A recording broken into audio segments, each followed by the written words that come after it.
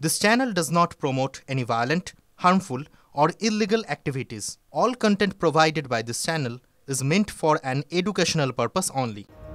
নমস্কার, টিভি9 বাংলায় আপনাদের আরো একবার স্বাগত জানাই। আমি শুভজিৎ রয়েছি আপনাদের সঙ্গে। আর আপনারা জানেন বেলা 3টে মানেই নিউজ রুম লাইভ। আর আজ নিউজ রুম লাইভে শুরু করব যে খবর দিয়ে। সাম্প্রতিককালে সেই খবর সবাইকেই কম বেশি ভাবাচ্ছে।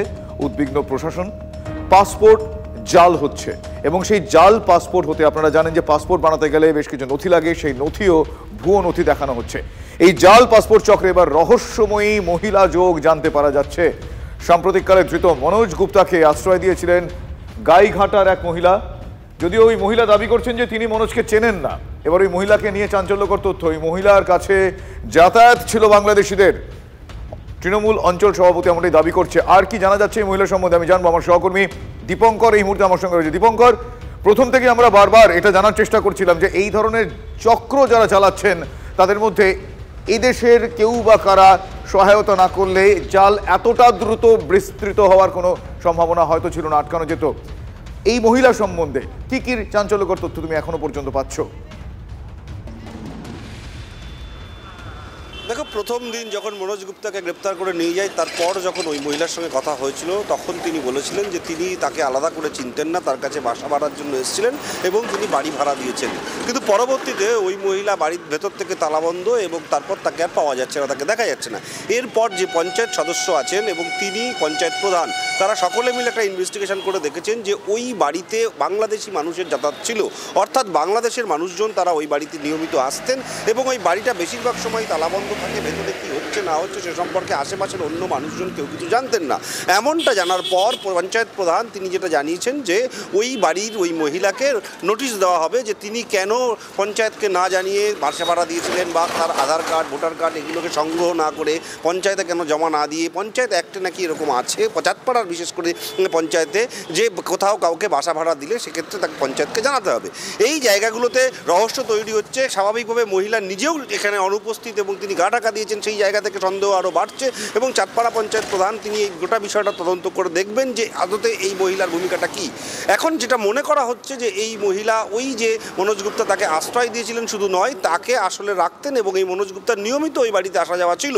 যদি সেটা হয়ে থাকে তাহলে সেটা আরও ভয়ঙ্কর, কারণ বাংলাদেশটা ওখান থেকে মাত্র 7 থেকে 8 কিলোমিটার দূরে। সেই জায়গা থেকে বিশেষ করে আংরাইল বা ঝাউডাঙ্গা এই সমস্ত জায়গায় যে বর্ডারগুলো রয়েছে, সেই বর্ডার দিয়ে যে কোনো মানুষ যদি বাংলাদেশের নদীপথে ডুবসাঁতারে চলে আসার মতো একটা নদীর যা চওড়া, তাতে ডুবসাঁতার দিলে চলে আসা সম্ভব। যদি বিএসএফের নজর এড়িয়ে কোনোভাবে তারা চলে আসতে পারেন, তারপর যদি ওই মহিলাকে আশ্রয় দিয়ে থাকেন, তো সেইগুলো বিষয়গুলো আছে কি না সেগুলো খতিয়ে দেখা হচ্ছে। সেগুলো কিন্তু ভয়ঙ্কর একটা তথ্য হবে, কারণ মহিলার গতি প্রকৃতি সম্পর্কে কারোরই কোনো কিছু জানা ছিল না। এবং এখন পঞ্চায়েত প্রধান বা পঞ্চায়েত সদস্য তারা যেটা দাবি করছেন তার বাড়িতে বাংলাদেশি লোকের যাতায়াত ছিল, এই জায়গা থেকেই প্রশ্নগুলো উঠছে এবং সেই থেকেই কিন্তু পঞ্চায়েত প্রধান তিনিও আলাদা করে তদন্তের দায়িত্ব নিচ্ছেন। শুভজিৎ, ধন্যবাদ। দীপঙ্কর, বাইরের লোকের সঙ্গে ওটা ভাষা বলতে পারবো না দাদা, কিন্তু ওনার আশেপাশের লোক যারা আছে তারা আমাকে জানিয়েছিল।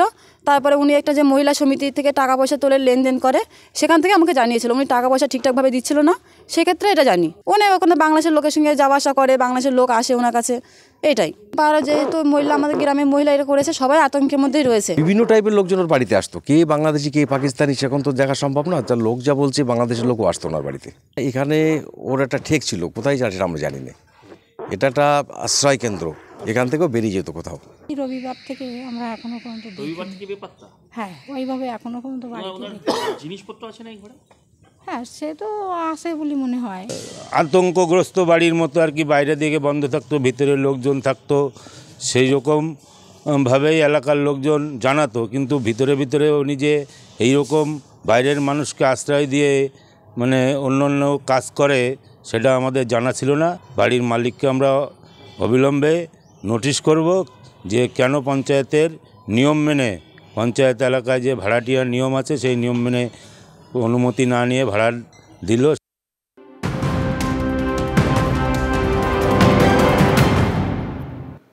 অন্যদিকে বাংলাদেশে আপনারা জানেন জেলবন্দি হিন্দু সন্ন্যাসী চিন্ময় কৃষ্ণ প্রভু, তার জামিন মামলার শুনানি রয়েছে আগামী বৃহস্পতিবার মানে 2রা জানুয়ারি।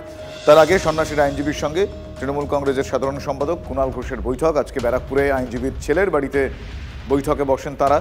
চিন্ময় প্রভুর মামলা, বাংলাদেশের হিন্দু নির্যাতন নিয়ে দুজনের মধ্যে কথা হবে, সূত্রের খবর এমনটাই। অসুস্থতার জন্য কুণালের অফিসে আগে আসতে পারেননি রবীন্দ্র ঘোষ। আজ আইনজীবীর সঙ্গে দেখা করতে কুণাল ঘোষ নিজেই যান। শুক্রবারই কুণাল ঘোষকে ফোন করেছিলেন আইনজীবী। তিনি মুখ্যমন্ত্রী মমতা বন্দ্যোপাধ্যায়ের হস্তক্ষেপ চেয়ে আবেদন করেন, মুখ্যমন্ত্রী মমতা বন্দ্যোপাধ্যায়ের সঙ্গে দেখা করতে চান। তারই প্রতিনিধি হয়ে তৃণমূল কংগ্রেসের অন্যতম মুখপাত্র কুণাল ঘোষ আজ তার বাড়িতে, তার ছেলের বাড়িতে গিয়েছেন। ব্যারাকপুরে আইনজীবীর ছেলের বাড়িতে গিয়েছেন। শারীরিক অসুস্থতার কারণে তিনি আসতে পারেননি, তাই কুণাল ঘোষ নিজেই তার ছেলের বাড়িতে গিয়েছে। বৈঠক চলেছে বেশ কিছুক্ষণ। বৈঠকের আপডেট আমরা অবশ্যই আপনাদের জানাবো। তবে এই বৈঠক এই মুহূর্তে চিন্ময় কৃষ্ণ প্রভুর মামলা, বাংলাদেশের হিন্দু নির্যাতন নিয়ে, এবং চিন্ময় কৃষ্ণ প্রভুর যে মামলা চলছে সেখানে আইনগত দিক থেকেও কিছু জটিলতা রয়েছে। সেই যাবতীয় বিষয় নিয়েই সহায়তার এবং তৃণমূল সুপ্রিমো তথা মুখ্যমন্ত্রীর হস্তক্ষেপের দাবি জানিয়েছেন তিনি। তিনি আবেদন করেছেন, অনুরোধ জানিয়েছেন, দাবি বলবো না, অনুরোধ জানিয়েছেন। আজ এই বৈঠক অত্যন্ত গুরুত্বপূর্ণ তাদের মধ্যে, এবং এই বৈঠকে কোন সুরাহা আসে আমরা অবশ্যই আপনাদের জানাবো।